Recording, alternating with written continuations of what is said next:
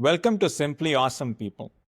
On today's episode, we are going to talk about the Japanese concept of Ikigai. And we are going to hear it from someone who lives it every single day. Meet Jeff Multz. Jeff is a dynamic chief revenue officer who has transformed sales at several technology organizations across the globe. Beyond that, Jeff is an awesome human being and a great people leader.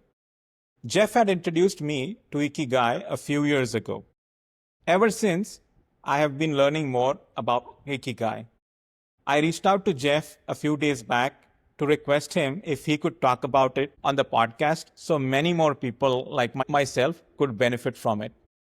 With this, I would like to welcome Jeff to the podcast. Jeff, welcome to Simply Awesome People. Thank you so much, Tushar. It is so good to see you once again. I do miss our daily interactions from our days together.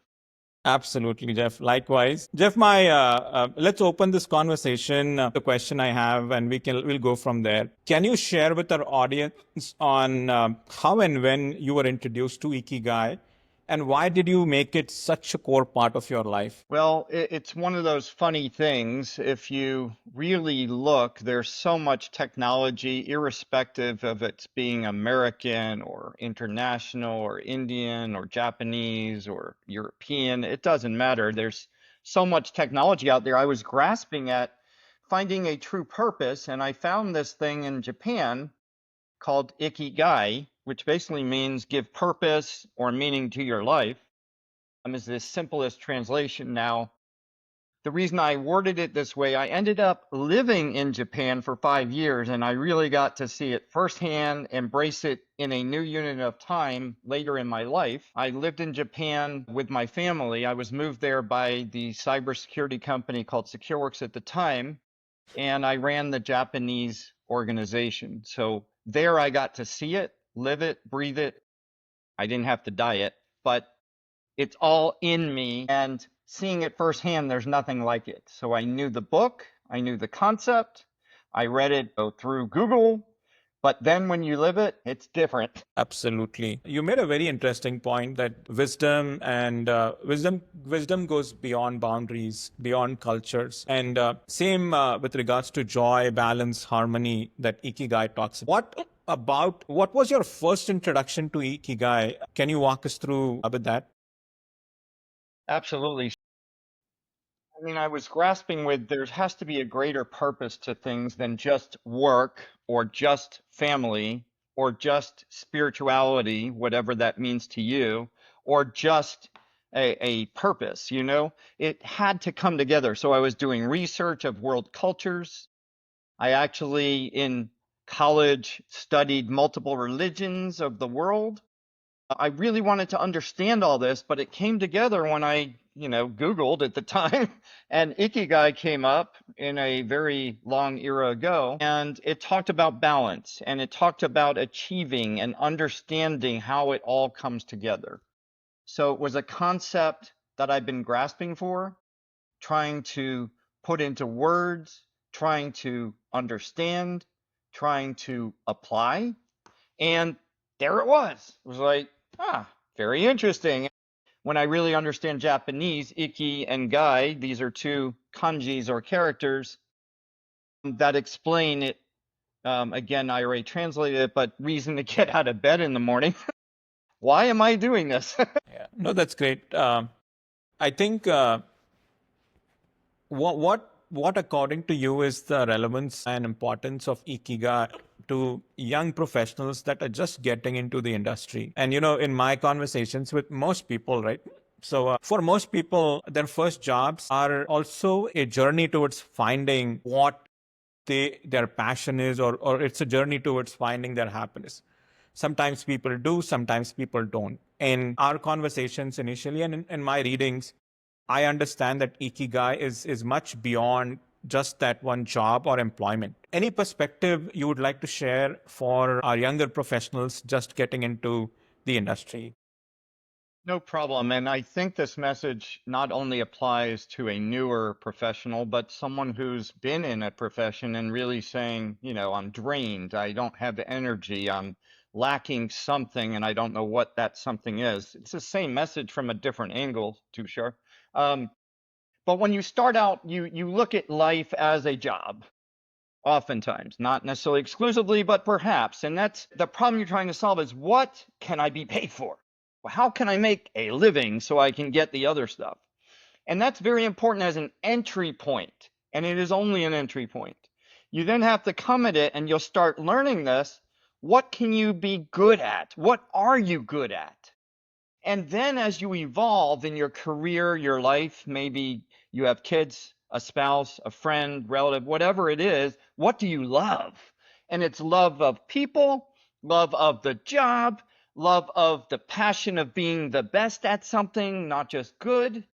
And then as you really start working on yourself and your family and your expansion of your job and life, then you get to the philosophy of what the world needs. We all want this, and the millennium are really into that, and then compromising the other three I've seen. But it all comes together, these four concepts. What can I be paid for? What can I be and what am I good at? What do I love? And what does the world need? When those four concepts come together, that's Ikigai, by the way. No more complicated than that. It's the magic center of where these four concepts intersect. Now, of course, we could pick apart further purposes and ideas, but those are the four that if I were looking at this as someone coming in or someone even at my end of the spectrum, perhaps toward the end of their career, is you would expand it to what does the world need? What do I love? What am I good at? And what am I getting paid for? That's a great point. And Jeff, as I know, you started your career as a technologist. You were implementing technology solutions right when a lot of technology conversations were in the kilobytes and megabytes, the hard drives and RAMs. So true. And then you went on implementing technology solutions to large scale enterprises across the globe, where we are talking about terabytes and multiple terabytes of data getting exchanged, and the definition of technology having evolved so much. I feel, in my experience of working with you, you are still so passionate about technology, and so many conversations that I have witnessed where you have a very fine art and a flair for articulating complex technology problems and trying to deliver value to your end clients. Um, does this also come from Ikigai? Great question. And yes, I started out as a programmer, and here I am, a sales leader, mission, life, living mentor, coach, guide. And talking today is a different aspect of me. It's all part of Ikigai. So if we take those four concepts we've already covered, the paid for, the good at, the love, and the needs, there's subsets of these areas where two of these circles or three of these circles intersect, but the fourth doesn't. And those would be your passion. What lights you up? That's between what I love and what I'm good at. That's your passion. What am I paid for and what am I good at? That's your profession. What am I paid for and what does the world need? That's a vocation. And lastly, where the world needs it and what you love come together, that's your mission. Boom. So we all talk about these concepts in separation, but they actually are all one part of a package. And that's what drove me to this Ikigai. Yes, it makes total sense. I get it. I've lived it. At times I'm in two circles. At times I'm in three circles. But true happiness happens when all four come together. But I'm also not naive. At different times, you better focus on one circle. Like when you're unemployed, probably the most important thing then is, what am I going to get paid for? I got to pay bills. I have kids. I have spouse, whatever. I have a mission, a vocation, and a profession I got to do. Then, what am I good at? Well, it's really cool when those two come together. Am I passionate about it? Yes, I love this thing, and I'm good at this thing. That's a passion. And you don't have to ask people, are you passionate? You can see it. And what is my mission? It's something I love and something the world needs. So now you got these greater concepts coming together. That's a true mission. Whereas if something the world needs and I'm paid for it, okay, it's still not that hierarchy of wow, but it is a vocation. It's more than a profession, but it's a vocation. So these are the other concepts that you dance around, you feel. And let's talk about the emotional outputs when these things happen. So if you take where two of these circles, the paid for and the good at, come together, you're probably going to feel pretty satisfied but useless. There's something else you're missing. If you do what you're paid for and you're good at, yet again, you may be comfortable, but it's empty. So you have these symptoms, and then you want to go towards the where all four come together. Oh my gosh, I'm there. You don't have to ask, do I feel great? You know you're great. The world is moving. Your money's coming in. You're paying your bills. Your family is awesomeness. You're waking up every day with a spark. I don't have this problem because I live it, like you said, Tushar. But I'm sure your listeners today are going to feel different pieces of this based upon where they're at in their life. I hope that helps some. I can keep going on this forever, Tushar. Yeah, no, thank you, and thanks for being vulnerable and being so candid about it. A lot of times in my conversations with many professionals that are new as well as newer in their professional journeys, they have too many things that they think of that are their passions or they're excited about. And when you go deeper in those conversations and ask them that which of these five things did you passionately pursue in the last 2 years? Of those five, maybe they'll talk more about two or one. And sometimes that one thing that pops up is basically that has helped them gain money. But that may not necessarily be the thing that genuinely makes them the most happiest. Any advice on decluttering and helping create a mind map to focus on or find that one thing that someone would genuinely be passionate about and genuinely loves? So I've often found this to be a truism. So you have to ask yourself, is this true to you? Otherwise, what I'm about to say may not be true to you. So you have to try something different. But I'm going to tell you, when you try to solve your own problems or work on yourself for yourself, it rarely is successful. Rarely. There are these extraordinary individuals. I get a lot out of helping someone. So the first thing I always advise, if you want to help yourself, help someone else. And that someone does not matter. It could be a friend, it could be a stranger, it could be your spouse, it could be your kid, your mom, your dad, anybody. Go help somebody and you will be able to be helped. Answers show up by helping someone else. It is the wildest opposite of this universe that I could share with anyone out there. So once you help someone else, then you can be helped. And oftentimes, again, you can't help yourself. You have to find someone to confide in and help solve the problem. But the things you can do yourself are the following. Write down your activities and get rid of something.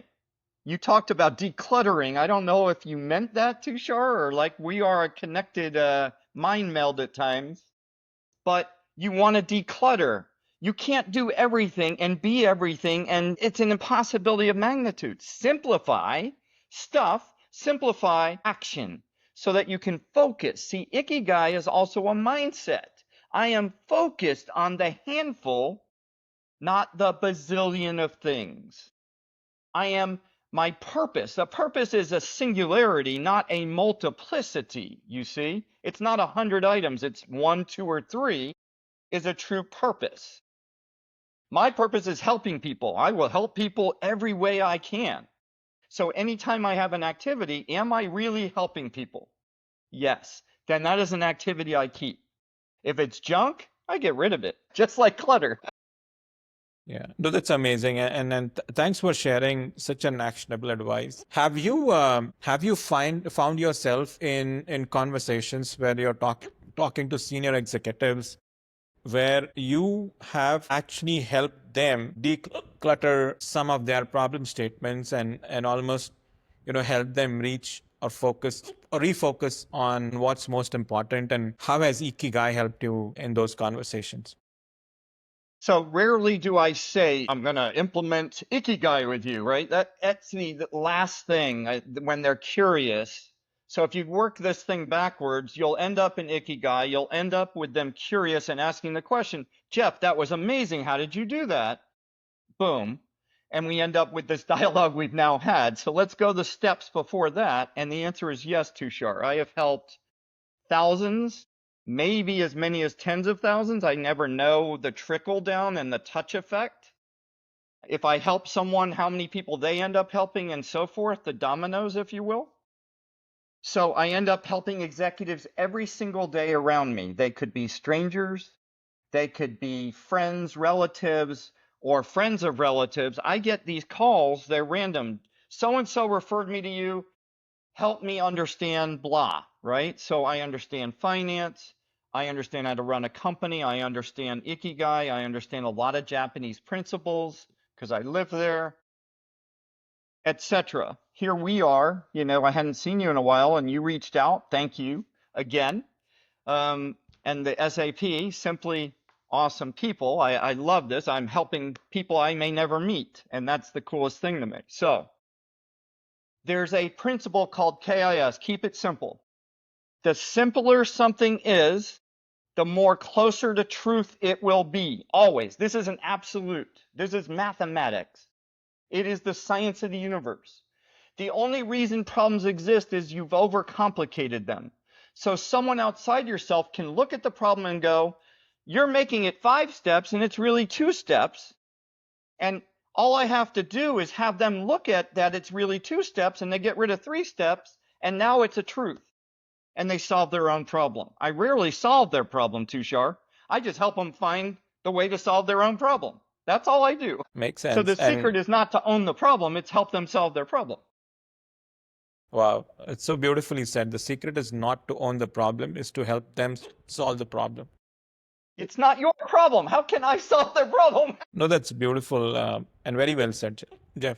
I remember one time several years back when you and I were working together, you had said this thing to me. You shared that as long as we keep delivering value and people witness us delivering value, money will come to us. We don't need to be worried about making money or making more money. Our focus should be on, solving that problem, delivering that value genuinely and truly. Can you walk our audience through what's your perspective on why that is the most important thing in helping other people solve their problems?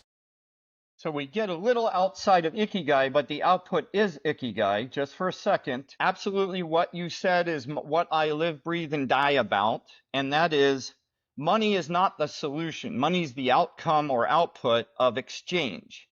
And if you have a philosophy of exchange in abundance, exchange means I give and I will get something. Not the expectation, but it will happen. It's called flows. If I flow out, this today is a flow of magnitude for me. Thank you for inviting me. Thank you for listening. I am flowing in exchange. I'm not asking any money. I don't have an expectation of money, but I can promise you, having lived a very long, rich life to date, something's going to happen somewhere else in my universe and money's going to come in. It's the wildest thing. The more you flow out, the more the flows in. Guaranteed.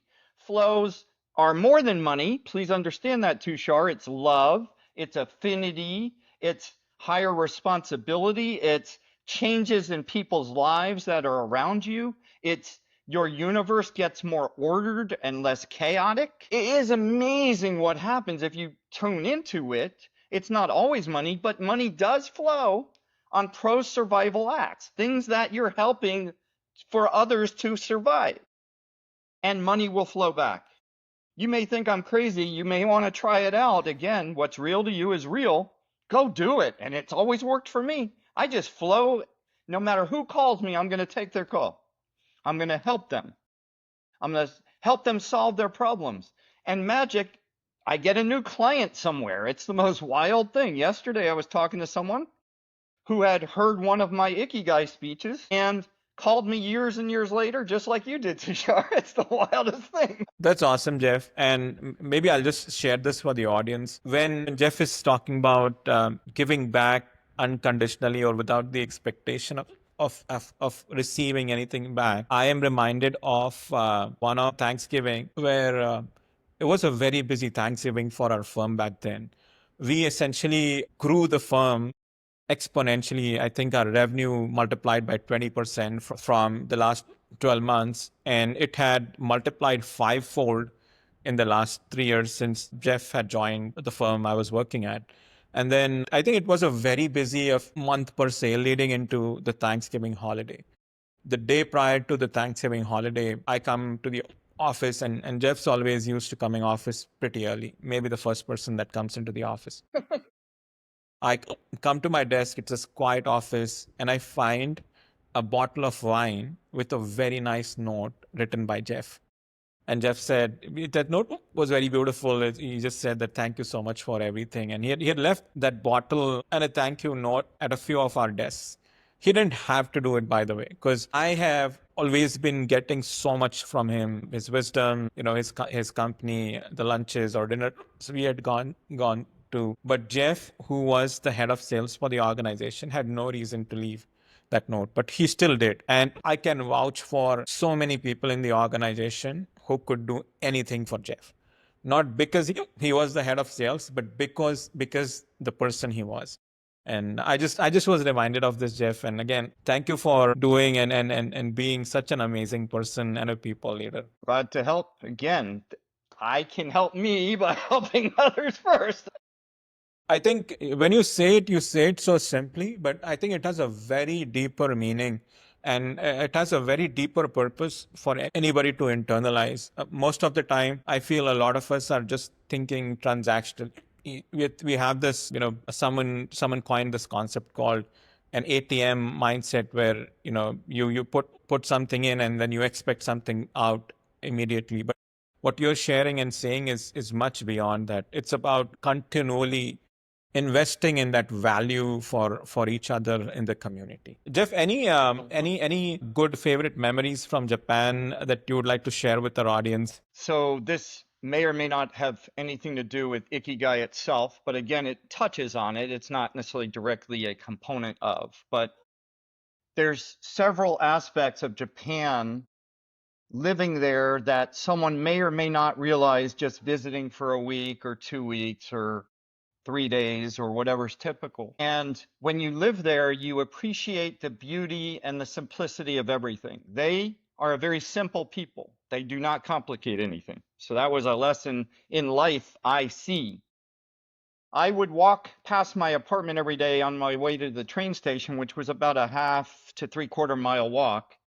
And I would pass this gentleman who was always cleaning the front of his apartment complex. So think of 8 apartments, and he would clean the sidewalk.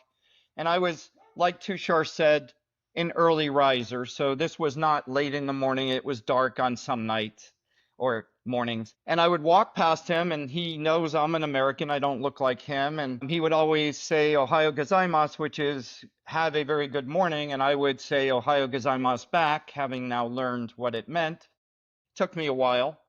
And then one day he reaches out and says Ohayo, not gozaimasu, which is just a more formal. And I spoke a lot slower because he doesn't understand English and I don't really speak Japanese at the time. And we somehow communicated with each other. It was a beauty of simplicity. He basically said he was, or I got the feeling he was impressed that I would, as an American and foreigner, go to work so early. I started learning Japanese and I was able to talk to him more and more each day and each week that passed and each month. And he started learning some English words. So this was an amazing thing.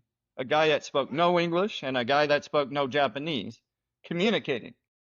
And after the first year, I was able to talk better and he was able to talk better. And it was like this broken Japanese English communication. We became, I won't say friends, but friends. I mean, he's 80 something years old and I'm, in the 60s or 50s when I was there.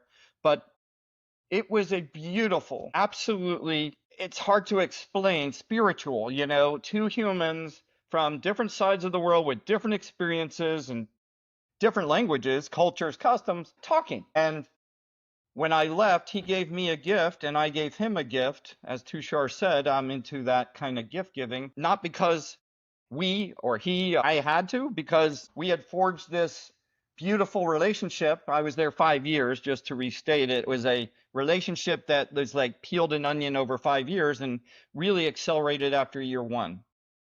It's just one of those stunning stories of simplicity, KIS, keep it interesting and simple. Makes sense. Outside of Ikigai, Jeff, what's your current mission that you're on, and what's something that you're currently pursuing? So I call it the BHAG, bold, hairy, audacious goals. I have goals for my family, my life, my kids, my groups. I hope to flourish and prosper ultimately in Ikigai fashion. I'm helping the largest number of people in my lifetime, touching as many people both through these webinars, through personal communications on LinkedIn and Facebook, and I'm going to Tokyo again after, the pandemic shut it down. I'm going back to visit for vacation in October. All of these things are goals I had, and I'm going to just, cross them off by doing them. It's about doing things and then seeing my friends there and making sure they're flourishing and prospering in Japan. And before then, I'll go to Black Hat and I'll be a technologist again. As Tushar said, I am a technologist. And I'll see a whole bunch of people, both friends and prospects of large. My family is touching lives, in greater ways, not at the state, but more at a national level. We truly believe in various missions and purposes to help others in large quantities. So it's about helping others to help themselves. That's teach a man the fish kind of stuff. That's what we're up to, Tushar. Awesome, Jeff. And Jeff, if business leaders of organizations, private equity owners, CEOs would like to reach out to you for you to help solve their problems, how can they reach out to you? It's very simple. My last name, MULTZ, at mindspring.com. That's option one. Option two, I am incredibly reachable out there on the internet. That's Facebook, LinkedIn are the two main media that I am prevalent on. I post my cell phone, although I get a lot of fraud, I still take calls. My phone number's out there in LinkedIn if you wish to reach out that route. I always joked in Tushar's era when he worked with me, smoke signals work. I am very reachable. Absolutely. You absolutely are, Jeff. Jeff, I would like to close this with thanking you for everything that you do for your teams, your organizations. Your leadership, I think, is always so contagious. You have a habit of organically creating leaders around yourself. Thank you for being such an amazing dad, and thank you for being such an amazing human being. And, again, your generosity knows no bounds. So I only wish you the best of health, success, happiness, and joy. With this, I would like to close the podcast. But before that, is there any message that you would like to give to our viewers? Well, it's definitely go big, go large, make an effect, help others at every step, and I promise immense wealth and happiness and ikigai for each of you that listens. Go forth, Awesome. have fun, and flourish and prosper. Thank you, Tushar. You're a rock star. Always good to get together with you anytime. Awesome. Thank you so much. And subscribe to Simply Awesome People. And I hope you enjoyed this episode. Feel free to share your feedback, your journey about Ikigai in the comments with me. Thank you so much.